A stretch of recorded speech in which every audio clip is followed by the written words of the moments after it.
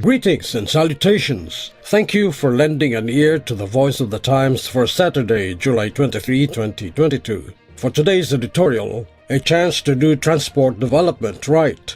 On Tuesday, the Department of Transportation, DOTR, conducted a public consultation on the planned Metro Rail Transit 4 or MRT4 line for residents of San Juan, one of the cities the 59 billion peso 15.6 kilometer monorail line will serve. It is encouraging to see this long-planned project finally getting off the ground. It will be even more encouraging if the DOTR views it as an opportunity to substantially improve the development process of major transportation infrastructure.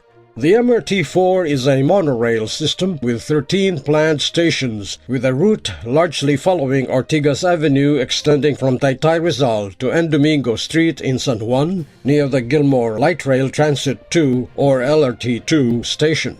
According to the DOTR, the line would have a peak hour capacity of 4,500 passengers and a travel time of about 27 minutes. Although the project is already a bit behind schedule, right-of-way acquisition was supposed to begin in the second quarter of this year, the DOTR expects the line to be partially operational by 2025 and completed by 2028. A monorail system carries fewer passengers than a standard light rail system, but has the advantages of being easier and generally less expensive to build, particularly in dense areas. They are not as commonly used as light rail systems, but can be found in a number of cities worldwide, where they usually serve as relatively short-distance feeder lines connecting higher-capacity transit trunk lines. This raises the first question we have about the project. The Ortigas Avenue axis is a busy commuter route and furthermore connects the city to parts of Rizal that are among the fastest growing areas around Metro Manila. Mass transit design here, particularly when it comes to rail systems, has almost always been based on demand at the time the design is created and not taken demand growth into account. This is the reason that the existing LRT1 and MRT3 lines were operating beyond their design capacity almost as soon as they were launched, and continue to do so today. There is also the induced demand factor to consider. Just as with roads, the introduction of new rail infrastructure creates additional demand as commuters find it easier to move around. The second critical question is whether the MRT4 is properly designed as part of the larger transportation network.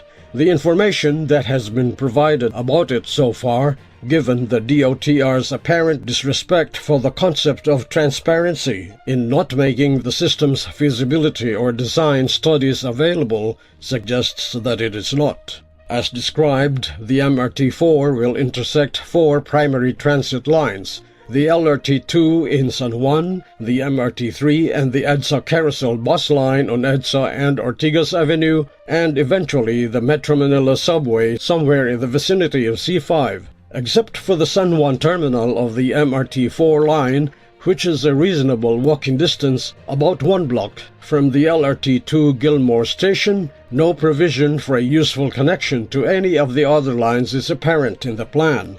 This is highly counterproductive if it is, in fact, the case. It may not be, but as we said, DOTR has been miserly about sharing the information that would clarify the question one way or another.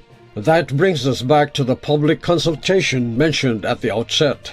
Having a public consultation a full 2 years after the project's approval, when the preliminary design is likewise already approved, and some preparatory work already contracted, is neither an acceptable level of public service nor sensible project planning.